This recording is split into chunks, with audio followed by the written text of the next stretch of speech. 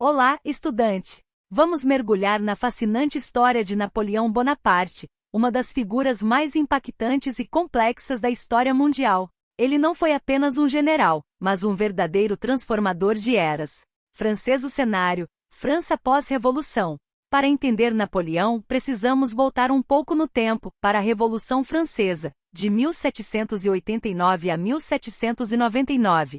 Imagine um país em ebulição. A monarquia absolutista foi derrubada, a nobreza e o clero perderam seus privilégios. Ideais como liberdade, igualdade e fraternidade estavam no ar. No entanto, a Revolução também trouxe um período de grande instabilidade, violência e mudanças radicais, conhecido como Terror. Após anos de caos, a França era governada por um regime fraco e corrupto chamado Diretório.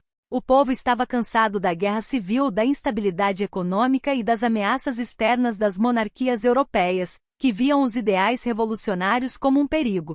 Era um cenário perfeito para o surgimento de um líder forte que pudesse trazer ordem e glória. É nesse contexto que surge Napoleão Bonaparte, nascido na Córcega em 1769, uma ilha que havia se tornado francesa pouco antes. Desde cedo ele demonstrou um talento militar extraordinário. Sua inteligência, coragem no campo de batalha e capacidade de inspirar seus homens fizeram dele um general heróico em campanhas vitoriosas na Itália e no Egito. A sua popularidade cresceu imensamente. As pessoas o viam como salvador da pátria. Em 1799, ele deu um golpe de Estado conhecido como Golpe de 18 de Brumário, que dissolveu o Diretório e o colocou no poder como primeiro cônsul. Pouco tempo depois, em 1804, ele se coroou imperador da França, encerrando oficialmente o período revolucionário e iniciando o Império Napoleônico. Como imperador, Napoleão não apenas buscou a expansão militar, mas também implementou uma série de reformas profundas que modernizaram a França e influenciaram o mundo. Código Napoleônico, ou Código Civil, talvez sua maior e mais duradoura contribuição. Este código de leis unificou o sistema legal francês, garantindo a igualdade de todos perante a lei, a proteção da propriedade privada e a liberdade religiosa, ainda que controlada pelo Estado. Muitos países, inclusive o Brasil, foram inspirados por ele.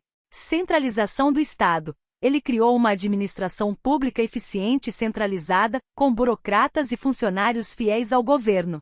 Educação. Fundou escolas públicas para formar os futuros funcionários do Estado e militares. Economia. Criou o Banco da França e estabilizou a moeda, impulsionando o comércio e a indústria. Concordata com a Igreja. Reconciliou o Estado francês com a Igreja Católica, que havia sido perseguida durante a Revolução, mas sob o controle do governo.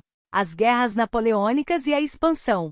Napoleão tinha uma ambição enorme: fazer da França a maior potência da Europa. Isso levou às guerras napoleônicas, uma série de conflitos que envolveram quase todo o continente europeu por mais de uma década. Ele era um estrategista militar brilhante. Suas campanhas militares, como as vitórias em Austerlitz e Jena, são estudadas até hoje. Ele expandiu o Império Francês, conquistando vastos territórios e estabelecendo reinos satélites governados por seus parentes ou generais.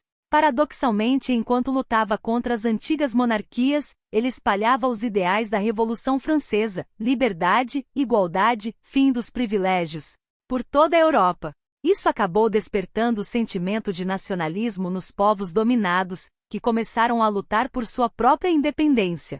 Uma de suas maiores estratégias foi o bloqueio continental, que proibia aos países europeus de comercializar com a Inglaterra, principal rival da França.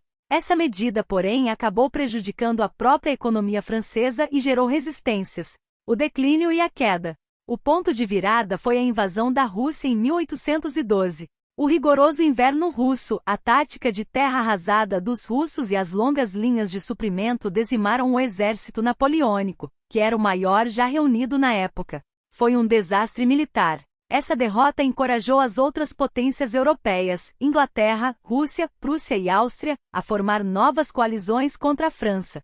Napoleão foi derrotado e forçado a abdicar em 1814, sendo exilado na ilha de Elba. No entanto, ele escapou em 1815 e tentou retomar o poder no famoso período dos 100 dias. Sua aventura final foi a Batalha de Waterloo, onde foi definitivamente derrotado pelas forças britânicas e prussianas. Ele foi exilado novamente, desta vez para a distante ilha de Santa Helena, no Oceano Atlântico, onde morreu em 1821. O legado de Napoleão. Napoleão Bonaparte é uma figura controversa, mas inegavelmente crucial. Lado positivo: modernizou a França, disseminou os ideais da Revolução, mesmo que por meio da guerra, inspirou códigos legais e a organização de muitos estados modernos, e impulsionou o nacionalismo na Europa.